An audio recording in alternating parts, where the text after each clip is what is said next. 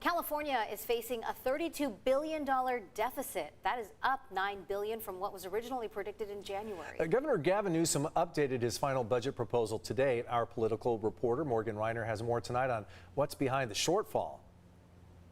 My big question for the governor, how does the state go from a $100 billion surplus and sending out checks to Californians last year to now facing a $32 billion deficit?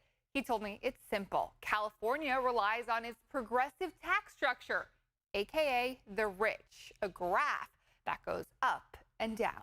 There's a $32 billion gap in the budget, but Newsom says don't fret. Well within our capacity to address. So how is he going to make up for it? By delaying some funds, pulling back money that wasn't used from last year's tax refunds. About $200 million that we can sweep back from that. He also proposed some cuts to climate and public transit funding.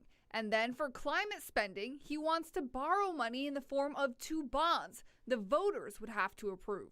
I think it will be overwhelmingly supportive. And what more evidence do we need on climate? Despite the deficit, the governor actually increased his spending in the budget. Newsom is putting a record $15.3 billion towards the homeless crisis. But the money comes with strings attached. Local governments only get the money if they submit good action plans. We are going to assert our rights, and we're going to assert the rule of law in the context of actually achieving these goals. In January, Newsom said he didn't want to tap into the state's reserves, but Friday he announced he would be taking $450 million from reserves to address growing Medi-Cal and CalWORK needs, 2 safety net programs. That's on top of the billions already allocated.